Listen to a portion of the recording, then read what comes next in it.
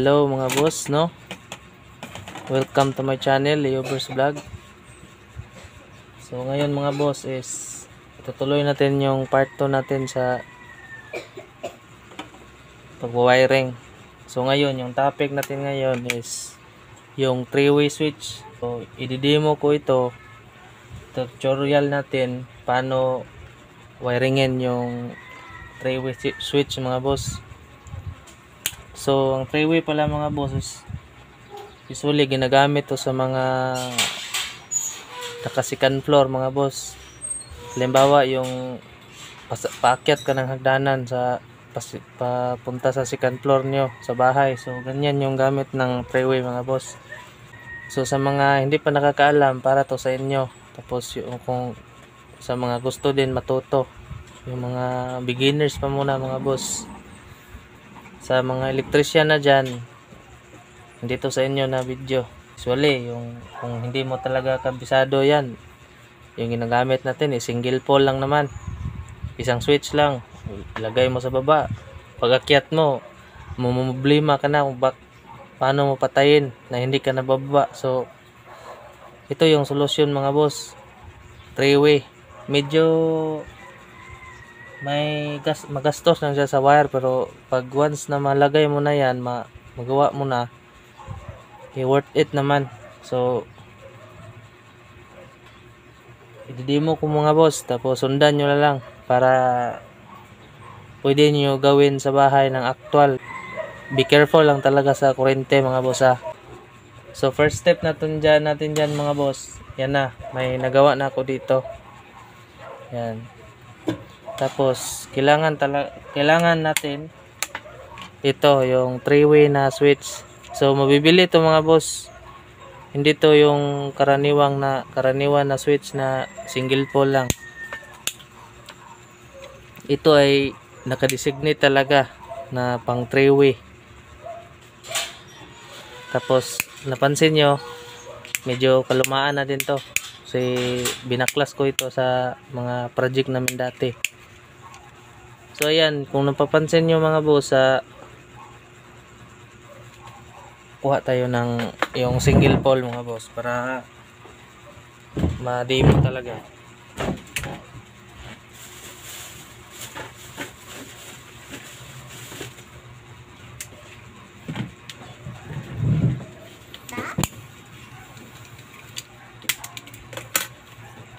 So ito yung kaibahan ng single pole na switch mga boss at sa 3-way. Kung sa mga hindi pa nakakaalam, ito yung single pole is may parang guhit na itim yan. Sa 3-way naman is plain lang yan mga boss, walang marka ganyan oh. Tapos sa likod niyan is may nakalagay dyan na tagging, hindi man makita, 0, 1 tsaka 3. Nakawaya na nga forma mga boss. Yan, kung nakikita nyo mga boss, parang hindi nakikita.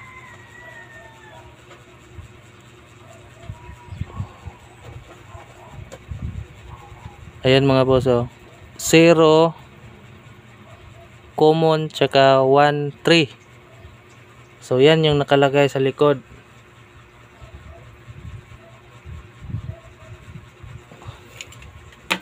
So yun lang mga boss. So balik tayo dito.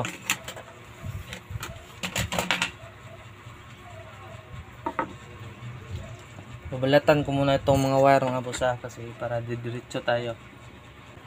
Pasensya na sa mga wire ko mga boss kasi sobrang iksi. Kasi mga mga putol-putol lang. So demo lang naman to. So pagpasensyahan nyo na, mahal kasi yung wire ngayon. Pag bibili tayo pang demo lang, mahal.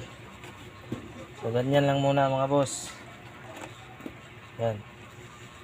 So first natin gagawin dyan mga boss, so pwede lang pala mga boss no, is isa lang yung ilaw na gamitin natin. So sa akin dinalawa ko na lang. Yan. So first natin dyan mga boss, kuha tayo galing sa main source. Ito Ito yung galing sa main source natin. Yan. Yung dalawang wire na yan, puti. Yan, puti. So ngayon, unahin natin ang line 1. So ito yung line 1 natin mga boss. Ito. Kukuha lang tayo sa main source natin ng isang wire. Tapos itatap lang natin dito sa puntang ilaw. Yan. Yan o. Puntang ilaw to mga boss. Yan. Line 1 to mga boss ha. Line 1. Katapos, may line 1 na tayo. Pumunta na doon sa ilaw. So ngayon, dalawa man yung gagamitin natin na ilaw. So, kailangan natin supplyan din ng line 1 itong pangalawang ilaw natin. So, kukuha tayo ng wire dito. Dito mga boss. Yan, tatlo man yan. Yan o. Yan. So, kukuha tayo ng wire dito. Yan, tap lang natin yan mga boss. Tapos yung dulo niyan, line 1 pa rin yan. Ito, itong dilaw na to. So ngayon, itatap din natin dito sa isang ilaw. So line 1 na to mga boss ha. Line 1 pa to. Line 1 pa to mga boss.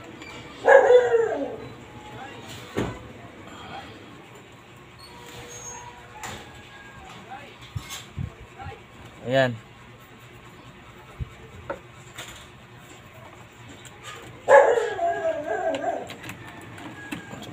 So ayan.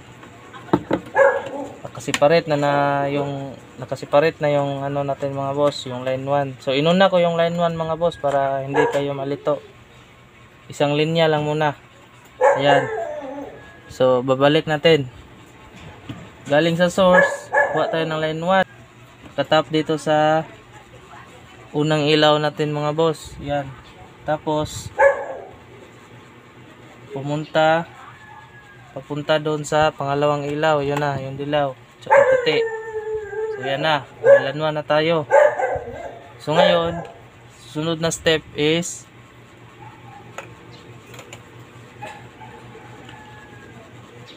line 2 na naman tayo mga boss. Ang line 2 talaga boss, mga boss, is always talaga yung pababa sa switch. Para sa akin, kung ako yung mag-wiring. Iwan ko lang kung anong ginagawa ng iba. So ganito yung ginagawa ko. Line 1 is always sa ilaw. Baga light common. Tapos yung line 2 is switch common. Ganyan lang yung ginagawa ko mga boss. So ngayon, line 2 na naman tayo. Ito yung main source natin. Kuha tayo ng isa. So tatap na lang natin yan. Yan, line 2. Yan. Yung line 2 natin, yung blue is dito bumaba sa yan o. Yan. Blue. Blue tsaka puti. Yan is bumaba dito sa switch. Yan na. At saka dito mga boss, para hindi kayo malito, lagyan nyo ito ng tagging. Munti ko na nakalimutan na. Itong dalawa na wire na to papunta sa switch nyo, dalawa man yan. So yung kada dulo nito is lagyan nyo ng tagging. Lagyan nyo ng kagatan nyo na lang ng price 1, tapos yung dulo nya is 1 din. Parang ganito mga boss oh. Kita ko sa inyo. So ganito yung ginagawa ko kasi basta 3-way na. Yan. 1, tapos dito sa dulo nya is lagyan din natin ng 1. Yan. So ito pala yung sinasabi ko mga boss oh. Yung mga switch return nyo, lagyan nyo ng mga tagging yan. Tulad nito mga boss oh. Yan oh. Kita nyo yan. Yan. 3. Tsaka yan 1. Yan. Yan mga boss. Yan. Tapos yung dulo nyan dito mayroon din yan. Yan oh. 3 tsaka 1. Tapos yung dugtong nyan mayroon din yan. Yan. Yan, 1. Tapos yung isa is 3. Yan. Yung dulo din yan, meron din. Yan o, 3. Tsaka 1. Tapos yung pababa na naman, papunta sa pangalawang switch, ayan. May 1, tapos 3. Yan, 1. Tsaka 3. Kasi dito sa switch mga boss is mayroon din yang tagging. Yan, yan o. Yan. Kita nyo yan mga boss. Yan o. Yan. Common 0. Tsaka 1, 3. O yan yung tagging ng 3-way. Yan yung connection ng 3-way mga boss. Kaya yung ginagawa ko nito is isa lang yung tinatagingan ko. Nilagyan ko ng palatandaan. 3 lang or 1. Ganyan. Sa akin, kabisado ko naman to. Pero importante pa rin yan mga boss. So saan na ba tayo? Sa line 2 tayo. So balik tayo dito mga boss. Sa line 2 tayo nag last kanina. So yun, tapos na yung line 2 mga boss.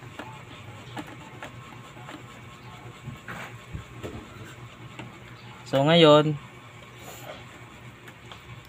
sa switch na naman tayo mga boss. So yung sinabi ko kanina, yung may tagging, sundan, pagdugtong yun na lang yun. Ito, di ba may nilagyan natin ng tagging yung 1. Hanapin nyo lang yung 1 din dito sa loob. Ito, may 1. Yan, 1. Tap nyo na lang yung 1 mga boss. Yan. Tapos, 3 dito sa baba din. So itap nyo din sa 3. Yan, mag-partner yan sila. 1 to 1, 3 to 3. Pagkatapos dito sa dulo mga boss, pababa na dyan sa pangalawang switch is ganun pa rin. 1 to 1 pa rin mga boss. 1. Yan, tap natin. Hanapin nyo lang yung tagging nyo na 1. Yan. Tsaka dito sa isa din, 3 na naman. Yan. Para hindi talaga kayo malito mga boss. Yun. So yun na. Natap na natin. At ngayon, tapos naman yung reverse o yung ano natin, yung switch return. Tsaka tapos na yung line 1, tapos line 2, at yung switch return. Yan. Tapos ngayon mga boss, iiba na naman to. So dito na part mga boss is maiba na naman yung kanyang wiring. Diba sa first, yung line 2 natin is bumaba papunta dito sa switch. Yan, yung kulay blue. Yan. Yan yung switch common. So dito sa kabilang switch, sa pangalawang switch natin mga boss, ito yung yung blue is papunta na dito sa ilaw natin. Yan. Yan. Yung isang linya ng ilaw, kunin natin to. Tapos itap natin dito sa pababa sa switch. Yan. Ganyan yung ano niya mga boss. Tapos dalawa man yung switch na dalawa man yung ilaw na pagaganahin natin mga boss. Ayan. So kailangan natin ng isa pang wire para supplyan din to ng isang common mga boss. So ito na yung puti. Ayan. Balitan ko muna mga boss ha.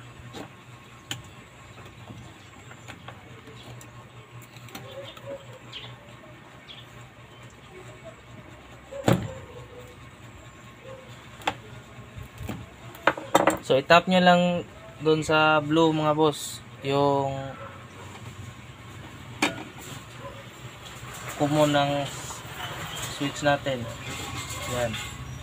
Tapos yung kabila niyan, yung dulo niyan is dito. Papunta sa ilaw natin. Sa bulb 1. Yan. Yun. So ganun lang kasimple mga boss. Yan. So hindi na lang natin yan i-tape mga boss ha. Kasi for demo lang naman to. So pag magawa kayo nito, mag-demo muna kayo bago kayo mag-wiring.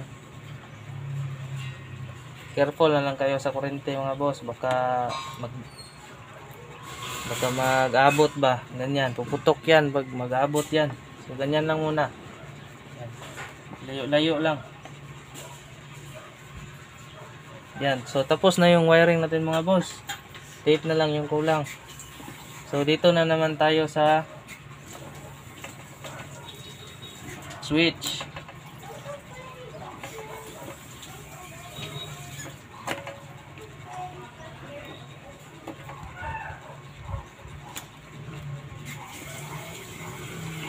So dito naman sa switch mga boss,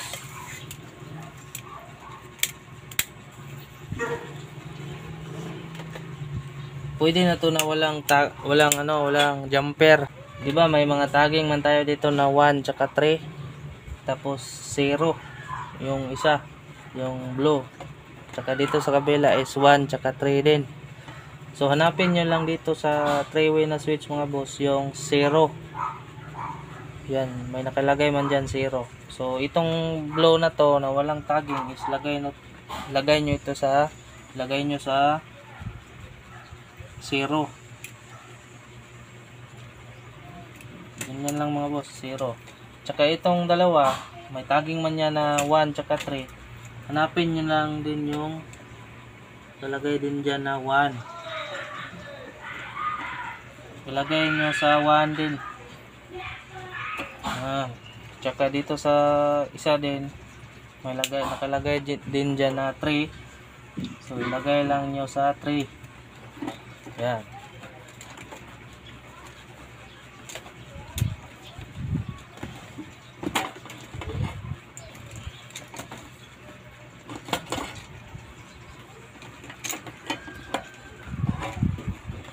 Tapos dito sa kabila na naman mga boss, same pa rin mga boss. Hanapin nyo na lang yung 0. 0, ilagay nyo sa 0. Tsaka yung 3, sa 3 din ilagay.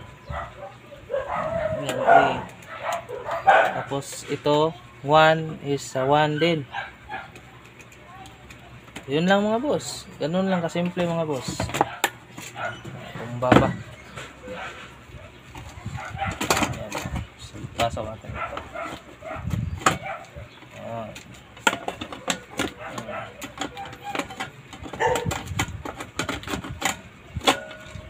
Ganyan lang muna yan kasi i-demo ko pa ulit bago natin pailawin mga boss. Yan. So ngayon, dito mga boss, i-actual ko ulit. I-review natin. So yan, yung line 1 natin pupunta dyan, nakatap sa isang ilaw. Pagbalik, ayan, pumunta dito, ayan, ito. Pupunta na naman sa isang ilaw. Ito. Yan mga boss, oh, ayan. Yan, pumunta dito sa isang ilaw.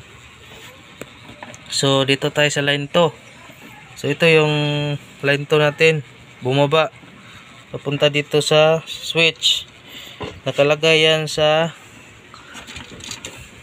yan mga boss, oh, nakalagay sa 0. Yan. Tapos pagbalik niyan, yung dalawang wire na yan, yung puti, yan yung 1 tsaka 3. So yan, 1 tsaka 3. Yan. Pagdating dito, bumaba yung 1 tsaka 3. Tapos ito na yung 1 tsaka 3 ngayon. Yan, nakatap din sa 1 at tsaka 3 dito sa 3-way na pangalawa. So ang kaibahan na lang nito mga boss is yung common nya yung 0 nya is nakatap na yan dito sa ilaw. Yan. Yan, yung kulay blue mga boss, tsaka yung puti. So yung puti na yan isa, pumunta na yan sa ilaw. Tapos yung isa naman na puti, yan, pumunta din sa ilaw na ito, yung unang ilaw natin. Yan na. Yan na yung 3-way mga boss na wiring. Sundan nyo lang to mga boss para makuha nyo. Yan. Kuha muna ako ng bulb mga boss para pang testing. Para pailawin natin. Yan. Hindi ko na lang yung iti-tape mga boss kay mahal lang tape. Ganyan lang yan. Demo lang naman to. Kayo pag mag-testing kayo, careful lang kayo. Hindi talaga yan magdikit. Kasi puputok talaga yan mga boss pag magdikit yung line 1 tsaka line 2. Kuha muna ako ng bulb mga boss ha. So ngayon mga boss is lagyan natin ng bulb para matesting.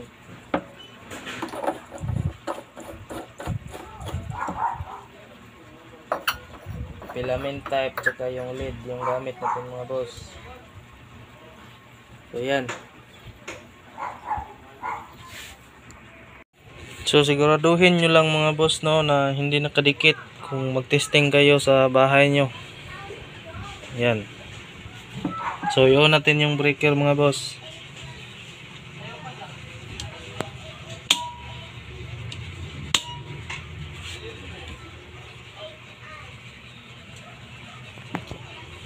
So i-on natin yung switch mga boss. Yun. Diba, umilaw na yung dalawa mga boss. Yan o. Ito na yung gamit niya mga boss. Kunwari, nasa baba to na switch sa hagdanan. So, aakyat ka. Tapos ngayon, madilim. So, yun mo talaga to. Pak. Yan. Tapos ngayon, umakyat ka na kasi maluwanag na. Ngayon, pagdating mo dun sa may taas is langan naman na iiwanan mo yan na nakabukas. So, papatayin mo talaga yan. So, hindi ka nabababa dun para papatay. Ito na yung patayin mo. Yun. Diba? So, ganyan lang mga boss. Tapos, bago ka bumaba dun sa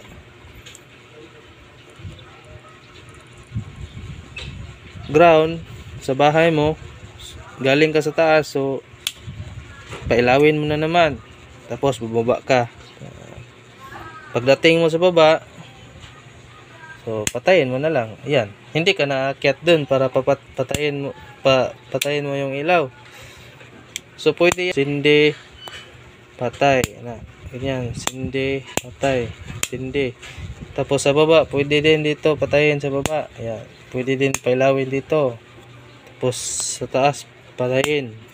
O yan yung function ng 3-way mga boss. Bago ka umakyat, i-on mo yung switch. Pagdating mo sa taas, patayin mo yung switch. Yan. Tapos bago ka bababa, i-on mo lang yan. Pag nakababa ka na, yun, patayin mo na lang yan. Yan. So walang risky mga boss, di ba? Yan yung function ng 3-way mga boss. Madali lang. So yun lang mga boss, yung wiring natin sa 3-way. So sundan nyo lang yung video natin kanina para makuha nyo kung paano natin wiring yan. So yun lang muna mga boss. Sa mga hindi pa nakasubscribe dyan, so paki-subscribe naman mga boss. Tapos paki-like, paki-share at paki-hit sa notification bell natin mga boss para updated kayo sa mga video pa natin na gagawin mga boss. So thank you mga boss sa panonood.